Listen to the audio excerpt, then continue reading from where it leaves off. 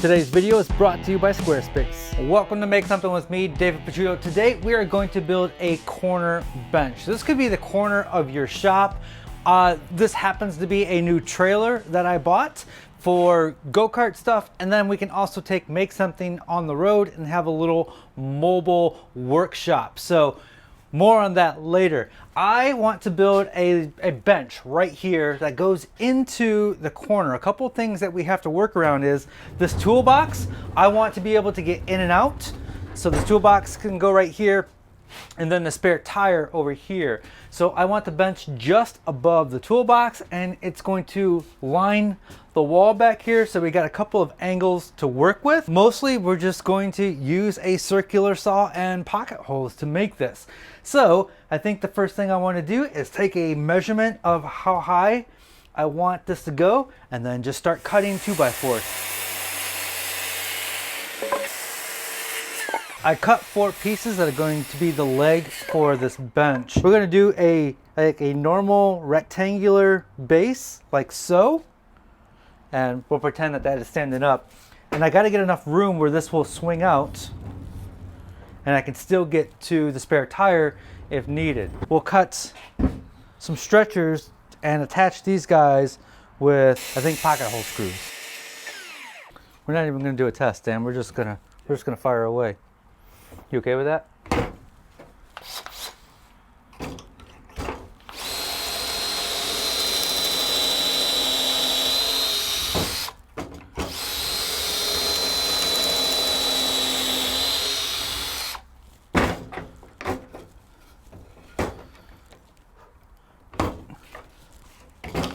So I've got my first leg assembly here clamped together.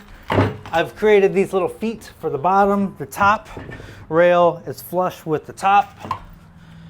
And we're just going to screw this together here.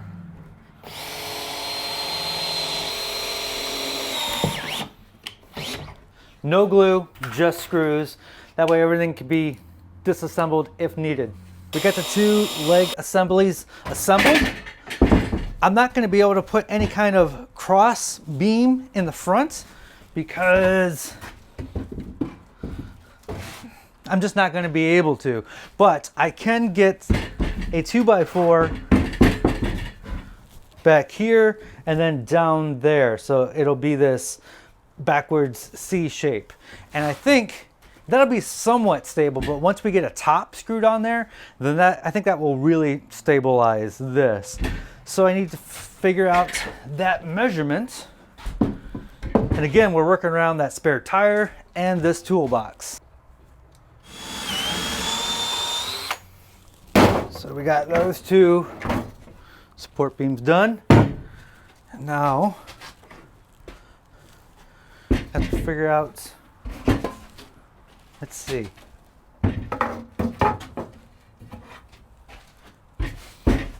How to attach that like so. I don't have a clamp with me. I mean, I could go get a clamp, but I'm already on my knees. I'm 45 years old.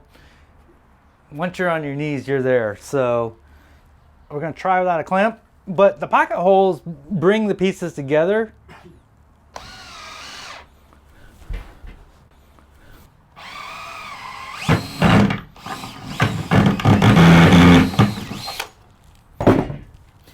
Have I ever told you, Dan, how much I hate pocket hole screws?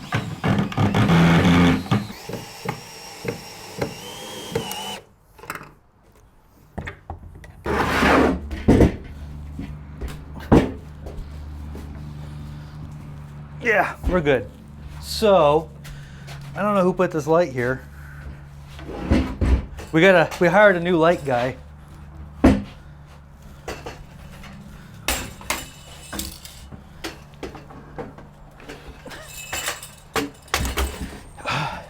I hate light stands.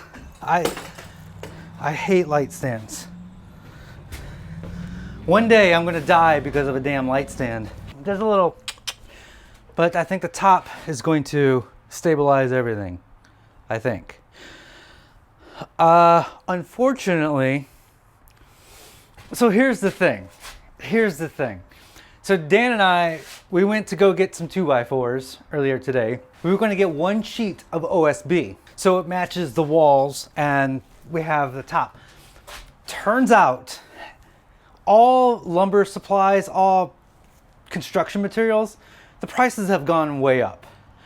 I was not about to pay $60 some for a sheet of OSB, especially when I only need half of it, less than half for this. So I'm like, I bet I have something in the closet. It turns out I only have a piece of walnut plywood in the closet. I promise you that I was not planning on putting a walnut plywood top on here, but it's really all I have, and it's gonna save me a few bucks. And here's the funny thing, this walnut sheet of plywood cost 60 bucks when I bought it years ago. And that's the same price as ugly ass OSB. Please don't give me crap for using walnut plywood in my trailer. I'm saving myself a few bucks. I'm gonna get crap. I'm gonna get so much crap, but it's gonna look good. That piece of walnut that we were just talking about, there it is. It is behind all of this because you always put the biggest pieces in the back because you're never going to use them until you do.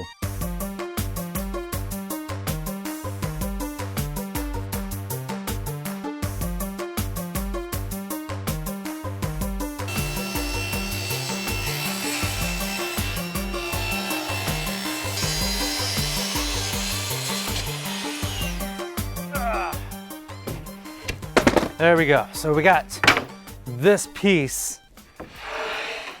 Now we need to figure out that angle. Also, I hurt my back. We tried to measure the angles of the wall, assuming that that crease is in the corner. It's not, the angles are not symmetrical. The angles are not the same. So we are just going to create a template out of some paper that I have lying around. This was Dan's idea, by the way. God, again.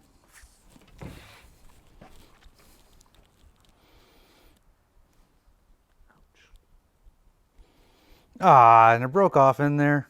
I think the best course of action is a jigsaw. So what I'm doing is laying down some masking tape.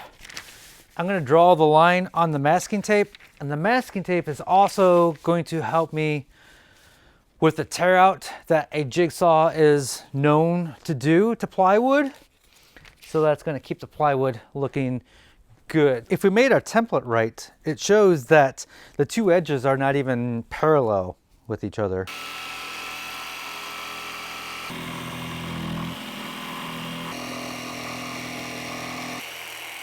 Moment of truth. Ow.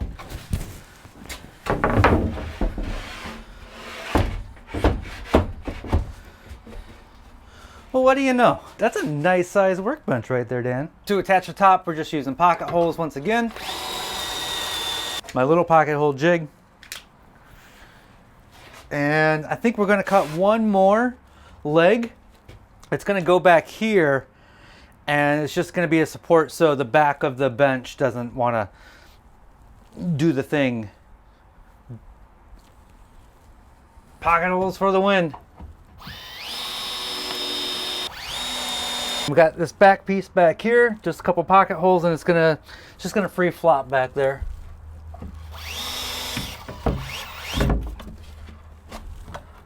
Just so that back end doesn't sag like your grandma. I just have some iron-on edge banding that I'm gonna put on the front here. I got my iron. We don't have power out here, but I recently got a little portable generator. I guess all generators are portable, but this is a chargeable one, so it's nice and quiet that we can use when we go camping or go karting or whatever we're doing. Just to hold this in place, what I like to do is just tape it on there.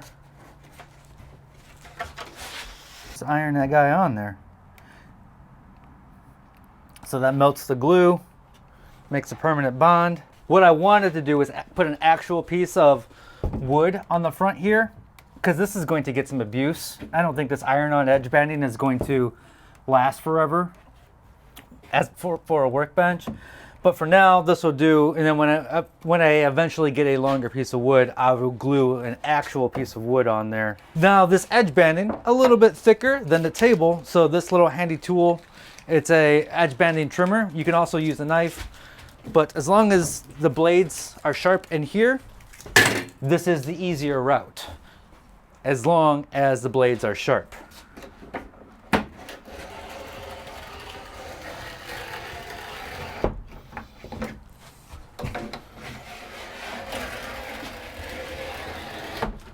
Yeah.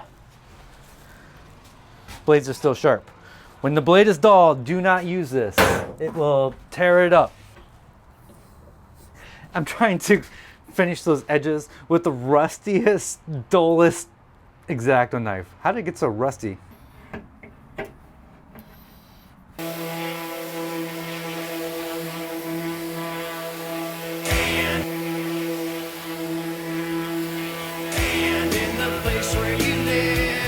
For a finish, I'm just using wipe-on poly.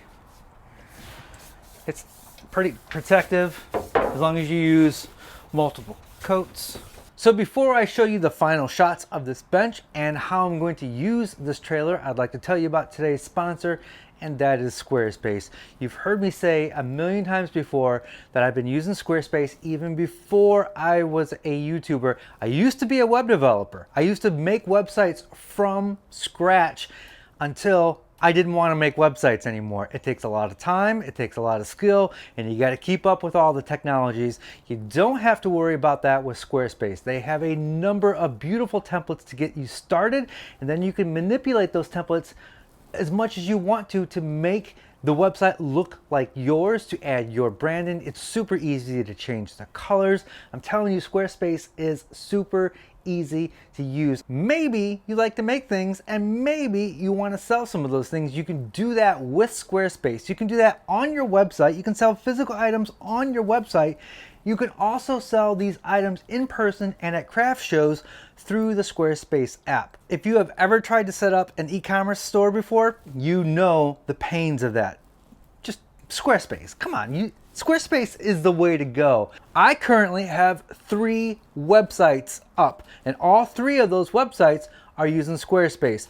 My main website, makesomething.com, my podcast website, makingitpodcast.com, and my go-kart racing league, idiotsracing.com, all Squarespace sites. Visit squarespace.com, and when you are ready to launch, visit squarespace.com/makesomething for 10% off your first purchase of a website or domain. Let me tell you how I plan on using this trailer. The very first thing I plan on doing with this trailer is taking it go-kart racing this weekend. The more I race, the more I accumulate things, and the harder it is to load everything up in the back of a pickup, especially when you are a one-man show like I am.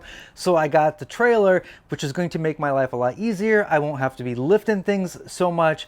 But also, this workbench is going to work great as a mobile workshop. So Dan and I could take this trailer to a parking lot. We're making a bat house in a parking lot. A park, the middle of nowhere, and just work outdoors on cool projects. Maybe, just maybe, we're going to make a bandsaw box in the middle of the park. We're in a parking lot making a bat house. We can do that now. So that's where this workbench is going to come in super handy. This just opens up the doors to a lot of cool videos and allows me to get out of my shop. As the weather gets nice, it's time to get outside. It's time to go do some fun things.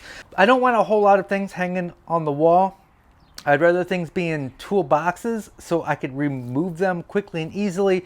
Plus, you don't want things bouncing around while we're driving. As far as the workbench, for right now, I'm going to leave this open because tires stack nice and neat right here, and then my fuel jug stacks over there nice and neat. Eventually, I'm going to get a tire rack where all the tires are going to go up on the wall. Maybe, just maybe, I can make I can do something with the little cubby holes over here. But right now, I can move this tool bench out. This is all my motor building tools. This was one of the motors that I'm working on. The idea is I need to be able to quickly go from go-kart garage to mobile make something workshop. And that's why things aren't going to hang on the walls and everything is in totes that I can just quickly be removed. So that is going to wrap it up. Thank you for watching.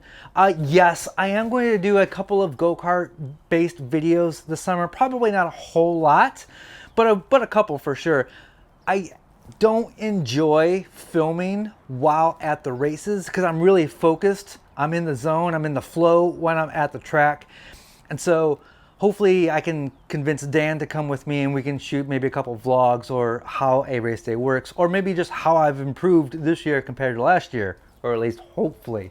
So that is going to wrap it up. We'll see you very soon, probably in a couple days, with a brand new project video. As always, be safe, have fun, stay passionate, and make something.